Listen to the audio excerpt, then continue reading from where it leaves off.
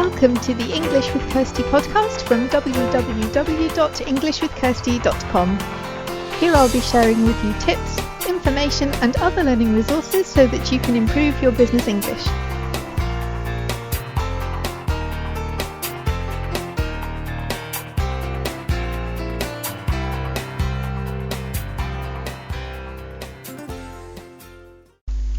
Hi and welcome to episode 88 of the English with Kirsty podcast. And yes, I did get the number wrong last week, so we don't actually have two 86s. We have, last week should have been 87. And thanks to the person who pointed that out. I'll try not to do it again. So today we're talking about preparing for presentations. We've talked about this before, but I wanted to look specifically today about the questions that you might get after a presentation, because people often spend a lot of time getting their slides ready, knowing what they're going to say, talking about their topic, but after many presentations there is actually a question and answer session, and sometimes people don't really prepare for this. I think partly because they think, well, what's the point? You don't know what people are going to ask you, and they might not ask anything, and that could be wasted time. But I think specifically when you are presenting in a language that isn't your native language, it is good to think about some of the things that they might ask, because there may be vocabulary that you need, or you may just need to practice speaking spontaneously about a certain aspect of your presentation, because there may be a question about that. So first of all, why would people ask questions after a presentation? So they can be for a number of reasons. Firstly, they just want more information about something. You touched on something maybe and they're particularly interested in that, and they want to know more. So it could be for further information. So you need to be prepared to give further information about that particular topic. It could be that they didn't understand something. Maybe English isn't their native language either, or maybe you could have given a bit more information, but it could be because they don't understand and they just need a bit more clarification. So it could be what you've already said, just in a bit more detail, or it could just be another way of saying the same information. It can also be because they don't agree with you. You know, maybe you're presenting about something a bit controversial and they want to challenge you on that. So if you're making claims, then you need to be able to defend them and to give reasons for them. And maybe someone's going to argue with you about something you've said. So you need to think about your position and how you would either explain that a bit further or defend your position. Sometimes people want further information too. So yeah, you've said that your product is the best on the market, but you know, does it actually work? Has there been any user testing to prove it? You know, that kind of thing. So they want data that maybe isn't available on your slides, but that could be somewhere else. So there are a number of reasons why people could ask questions.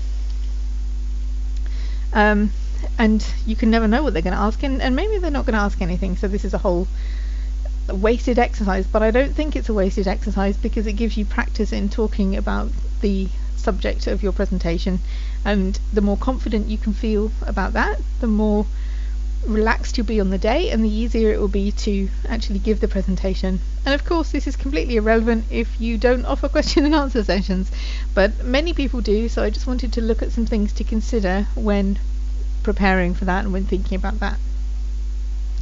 So the language. I mean, you may be so familiar with your area of expertise, your new product, your research, whatever it is that you're talking about, and you could talk about that for hours in your own language, but just think about, make sure you have all the vocabulary you need in English. So yeah, you may have the vocabulary you need for your slides, but how does it feel if somebody just asks you, can you tell me a bit more about this?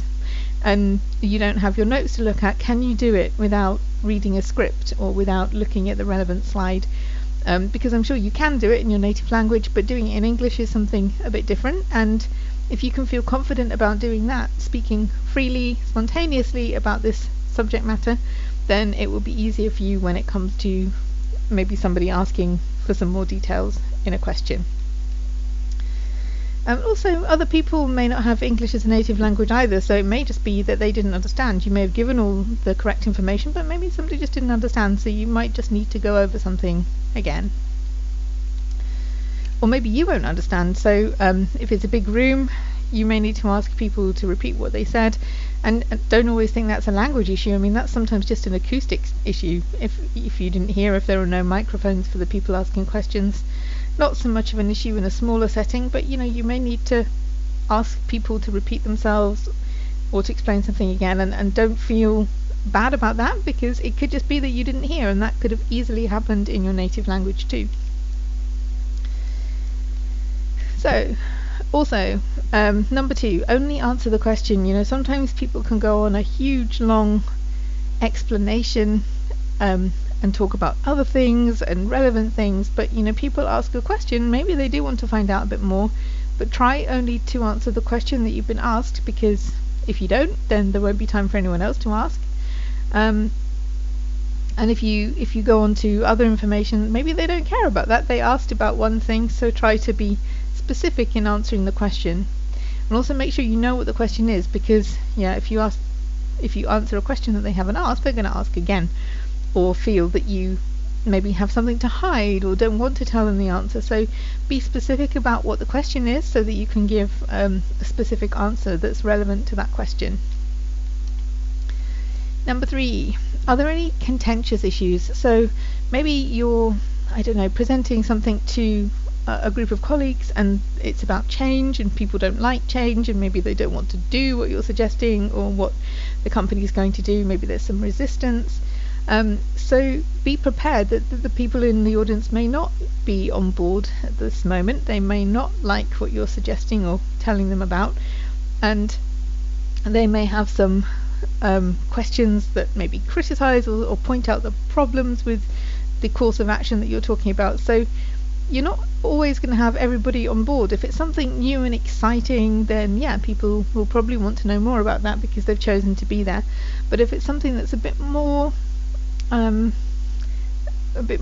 difficult, something that people won't necessarily like, then you probably will get more critical questions, or people not responding so well to your presentation. So you need to be prepared for that, and to think about the kind of things that they may ask. If they don't like what's going to happen in the company, how can you reassure them?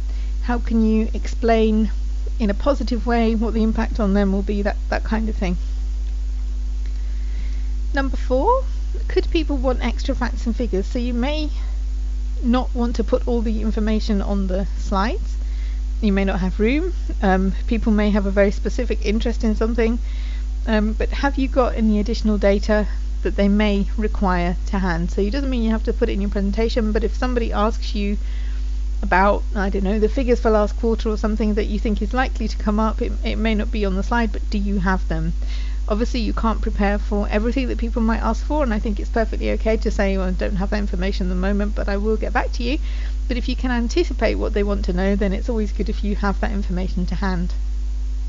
And similarly, if it is a lot of facts and figures, then consider, do you want to do a handout for them? Because it does make it easier if you can refer to the information in writing rather than having to take your own notes or remember a lot of facts and figures.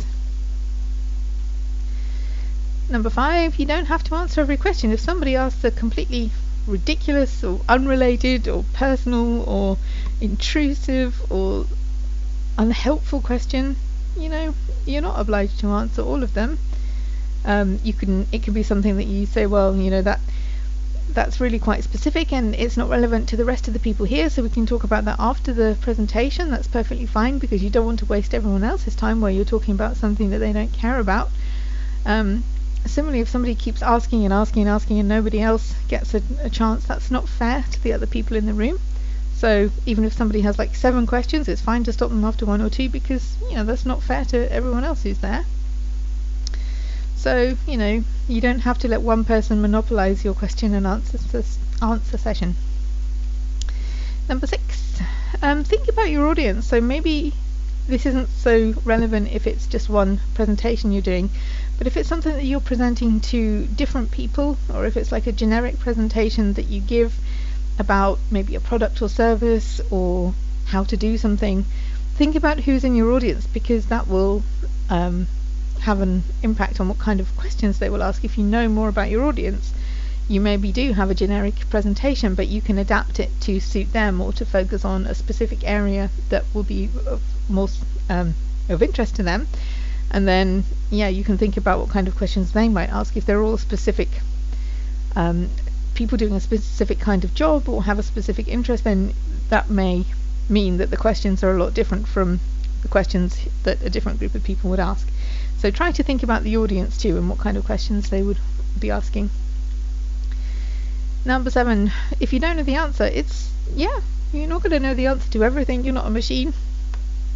So, I mean, if that's because you haven't prepared well, then that does reflect badly on you. You know, if you don't know the answer to basic things about your presentation, if you just hope that it will just go well, people will listen and then go away, you won't look so good if it shows that you haven't prepared. But if it's genuinely that it's something a bit more obscure or something that you hadn't thought about, then you can't be expected to know the answer to everything. So it's how you deal with that. So you maybe could offer to give the information to that person separately, or you could provide some additional information to all the delegates after the meeting if it's relevant to everyone. You can certainly say that you'll get back to people. You don't have to feel on the spot that you have to know the answer to everything, because it's better to say something like, I'll come back to you about that, or I'll provide some further information, than to lie or to make up an answer, because that will come back to bite you if somebody finds out that it's not true. So it's always good to be honest. If you really don't know the answer, don't pretend that you do, but make sure that person feels that you haven't just dismissed them, that you will actually do something about resolving their question for them. Number 8, try not to spend too long on a particular topic. I mean, it's okay if everybody in the room is really excited about this particular element of the presentation, but try to, if you can see that there are other people that want to ask questions, try not to dwell on one thing for too long, because then your time could be up and the other people didn't get the chance to ask their questions. And also, I just want to say, think about the people that you're asking too. So I was talking to one of my customers, a young person who went to a meeting, and he said that it was a meeting with a politician, and the politician didn't take any of the questions from the younger people in the audience, and that was quite damaging in a way, because then it gave the impression he didn't care. He only wanted to take the questions from the adults or the business representatives or whatever. So if you have an audience, then try to look around and to make sure that you're taking questions from a diverse range of people, not just the people maybe in the front row, or not just the senior managers, or not just the people who clearly know a lot about the subject. Try to include everybody, because otherwise you make people feel that you don't care about them, you don't care about their questions, and that's not what you want to get across. Number 9, we have touched on this already about written information, but sometimes it is just easier to say, oh, this information's in the handout, or this information is in the slides that I'll make available to you. Not to shut people up, but just because it's easier. They're not going to remember a load of facts and figures if it's something from a graph or some statistics. So it is good if you can just say, okay, well, here are the key points. It doesn't have to be your whole slides if you don't want to share those, but it could just be like the highlights or something like that, so you can refer people back to the written information if they have specific questions about the details of the presentation. And number 10, what if there are no questions? Well, maybe it just means everybody understood what you said. Maybe it means everybody fell asleep, but hopefully it just means that everybody understood what you wanted to tell them, and your session will finish a bit earlier. Or if there's anything else you want to tell them, you could prepare another few minutes talking about related material, or you could just finish early. Everybody likes to go to lunch early, or whatever follows, but it doesn't mean it's a bad thing if people don't have questions. It could just mean they understood it and there's nothing more to ask or say. So it's not a bad thing, but I think it's good if people do prepare for the possibility of questions, because then it makes you a bit more relaxed on the day, because you've had practice thinking about what could be asked in English as well. Don't just do this in your native language. Make sure that you feel confident thinking about what they may ask and how you would answer in English. So I hope that's useful. If you want to see a written version of this, it's also a blog post, so I will link the blog post to the show notes page, which is englishwithkirsty.com/podcast/episode 88. So if you want to see this in written form, you can, just by going to the show notes page and clicking on the blog post link. And also, I just wanted to say, remember that English with Kirsty does have a newsletter, because I think as the site's growing, there are different things going on. We've got the blog, the podcast, various other things. And the newsletter isn't just like a list of everything that's gone out. There is also content that is specific to the newsletter and only goes in the newsletter. So if you're interested in that and you want more resources for learning English, then it is worth signing up for the newsletter. It only comes out once a month, so it's not going to fill your inbox, but it does include information from across the website and also exclusive content that only goes in the newsletter.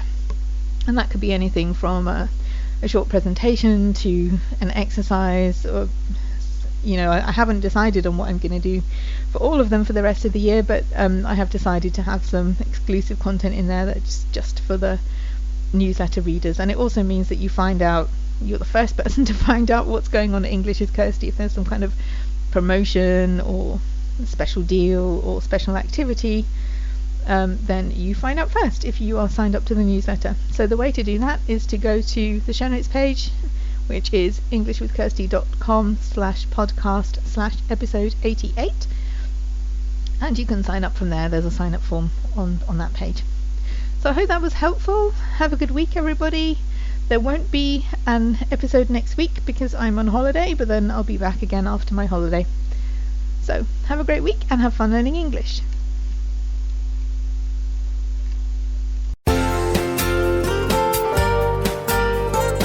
I hope you enjoyed this episode of the English with Kirsty podcast. If you have any questions or comments, my email address is kirsty@englishwithkirsty.com, or you can go to www.englishwithkirsty.com/podcast, where you'll find information about the individual episodes.